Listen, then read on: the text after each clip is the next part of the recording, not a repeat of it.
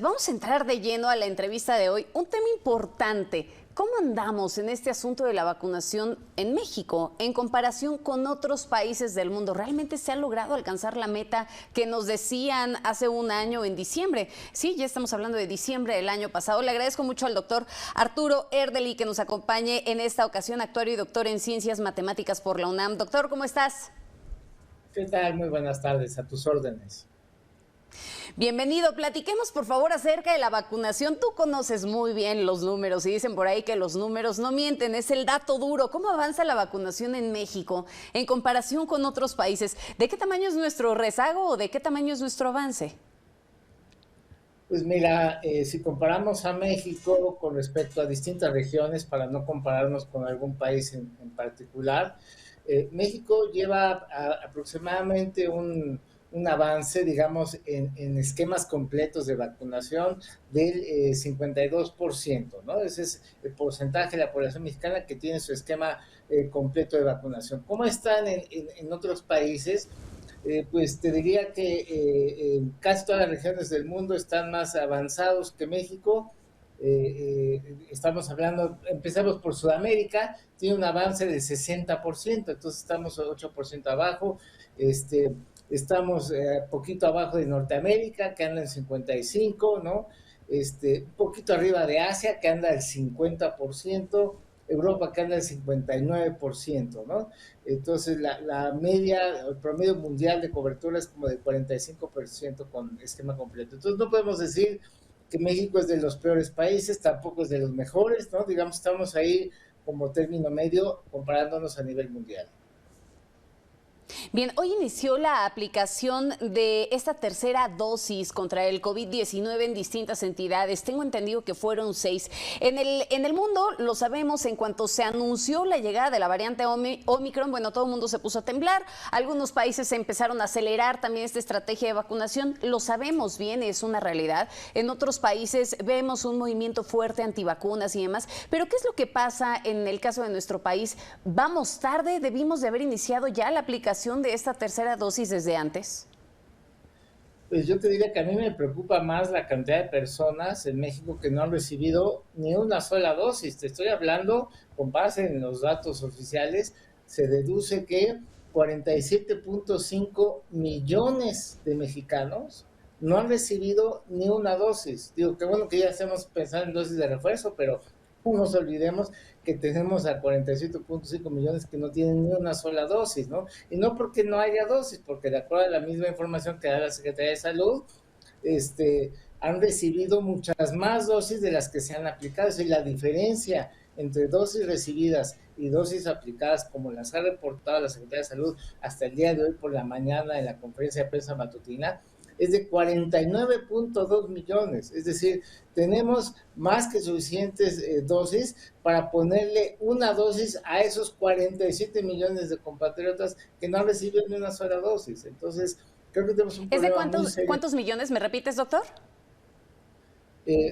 Tenemos 49.2 millones de dosis recibidas no aplicadas, así reportado por el gobierno, y tenemos 47.5 millones de mexicanos que no han recibido ni una sola dosis. Entonces ya no es un problema de no tener las dosis, se tienen, o al menos eso es lo que reporta el gobierno, pero por una logística tan ineficiente en cuanto a distribución y aplicación, pues es que somos millonarios en dosis recibidas no aplicadas y millonarios en personas que no han recibido ni una sola dosis.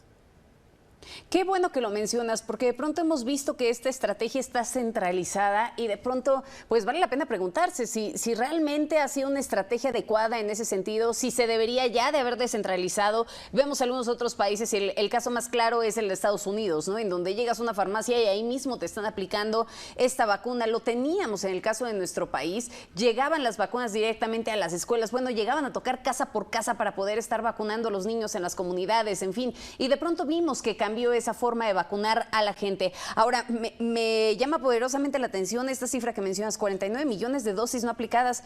¿Dónde están?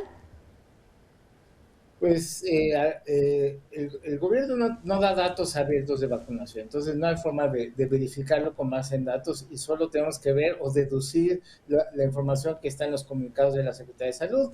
Normalmente la explicación es que se encuentran en tránsito, que algunas están almacenadas en Birmex, que otras están almacenadas en el Instituto Nacional de Cancerología, pero no sabemos ni cuántas están en tránsito, en dónde están en tránsito. Entonces, pero sea como sea donde estén, definitivamente es un esquema muy ineficiente, porque ya se nos juntaron muchos millones de dosis recibidas que urge aplicarlas a personas sin dosis antes de estar pensando en dosis de refuerzo. Ahora, una de las grandes preocupaciones que se nos vienen en este momento es la posibilidad de que se llegue a presentar una nueva ola de contagios, ¿no? Para no llamarle ola como algunas personas lo denominan, mejor hablemos de un nuevo pico de contagios, un nuevo pico alto de contagios.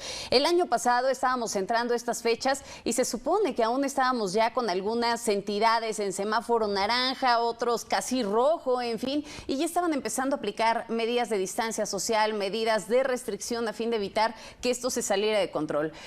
Tú, doctora, has hablado también mucho al respecto de estas cifras. ¿Qué nos puedes decir? ¿Se nos viene un nuevo pico de contagios y cuándo estaría estimado? Bueno, definitivamente la tendencia actual por estas fechas no se ve tan severa como estaba hace un año por las mismas fechas. Y otra cuestión importante es que hace un año pues no teníamos vacunas, ¿no? Ahorita llegamos un poco mejor protegidos, por lo menos ya poco más de la mitad de la población ya tiene su esquema completo. Eso ayuda, no es suficiente, pero eso ayuda. También ya mucha gente se contagió. Hace un año aproximadamente el 25% de la población ya había tenido contacto con el virus. Ahorita yo estimo que eso ya va como el 90%. Entonces, bueno, entre toda la gente que ya tuvo contacto con el virus y la mitad de la población que tiene un esquema completo, eso nos ayuda y sirve de barrera para que no tengamos un diciembre tan terrible como el que tuvimos hace un año. Pero sí hay repuntes. De hecho, sí se están dando repuntes en algunas entidades. Estamos hablando de Baja California, de Sonora, de Chihuahua, de Aguascalientes, ya tienen repuntes muy claros, ¿no? Digo, no se ha generalizado todo el país, pero esas son las primeras señales. Las primeras señales entonces en estas entidades. Sí está funcionando entonces la vacunación, sí cambió el comportamiento del número de personas que perdieron la vida a raíz de la pandemia y ahora las que también han fallecido a raíz de la misma, pero sí hemos visto una disminución en el dato con la vacuna.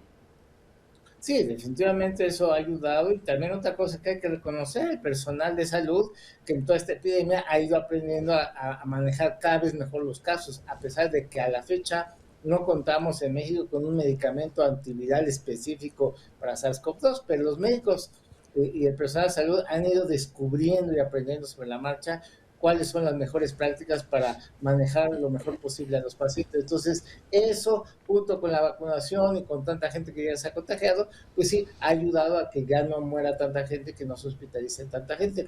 Pero aún así, es delicado permitir que se desaten los contagios en esta época que la gente tiende a reunirse en lugares cerrados, compartidos, mal ventilados, ¿no? Porque aparte tenemos una nueva variante, que Omicron, que todavía no sabemos bien a bien qué implicaciones va a tener en cuanto a contagios o en cuanto a severidad. No hay información muy preliminar, entonces creo que debemos adoptar una actitud de mucha precaución. ¿Cuáles son los factores que incidieron en países como África con el tema de la variante de Omicron? Hay quienes señalan que, bueno, evidentemente el hecho de que se haya salido tanto de control esta variante en aquel país es porque no se contaba ya con las vacunas, ¿no? Porque el nivel de vacunación que tienen realmente es mínimo en comparación con otras partes del mundo. Sí, pero bueno, primero hay que recordar que si bien se identificó esta variante en Sudáfrica, no quiere decir necesariamente que se originó en Sudáfrica, ¿no? De hecho, curiosamente, a las pocas horas que Sudáfrica reconoce esta nueva variante, varios países europeos salieron a decir que también había presencia de esa variante en sus países, y de hecho de muestras anteriores al anuncio de Sudáfrica ya se ha visto que Omicron ya estaba circulando en Europa. Entonces realmente no sabemos dónde se originó. Que está pegando muy fuerte en Sudáfrica, pues sí, por el bajo nivel de vacunación. Pero insisto, no Claro. podemos pensar que es una situación muy particular de Sudáfrica. Europa se encuentra en un repunte muy severo de casos. Estados Unidos presenta repuntes y eso acaba pegándonos en México inevitablemente. Sí, por supuesto, más la cercanía y tantas cosas que de pronto llegan a coincidir. En fin, ya para que podamos finalizar, ¿cuáles podrían ser estas cifras reales de la pandemia? Nos hemos aventurado, en muchas ocasiones vemos también que las distintas entidades no reportan a tiempo, ¿no? Llega el momento de vaciar los datos y llegan los fines de semana y bueno, parece que ni siquiera trabajaron, ¿no? El lunes se están medio poniendo al corriente y esta situación la vemos de manera reiterada, no nada más con las entidades, sino con el propio gobierno federal. ¿Hay alguna estimación real que nos permita tener en cuenta la magnitud de la pandemia en México? Pues sí, se pueden hacer aproximaciones con base en los mismos datos abiertos y otro tipo de estudios. Yo estimo que hasta el momento el exceso de mortalidad total acumulado de la epidemia en México es de 650,000 defunciones que se produjeron por causa directa o indirecta de la epidemia en México, 650,000. Esto con base en el estudio de exceso de mortalidad de la propia Secretaría de Salud. Y estimo también que aproximadamente 115 millones de mexicanos, de los 126 millones que somos, pues ya tuvieron contacto con el virus. La gran mayoría, hay que decirlo, de forma asintomática, ni cuenta se dieron, ¿no? Se estima que un 70% de los casos positivos en México son asintomáticos y no se dieron cuenta. Ese es más o menos el Caray. grado de afectación en la población mexicana. De los que podrían haber sido asintomáticos y que jamás se dieron cuenta de que en realidad ya portaban este virus. Doctor, como siempre ha sido un gusto conversar con usted. Muchísimas gracias. Encantado, muy buenas tardes.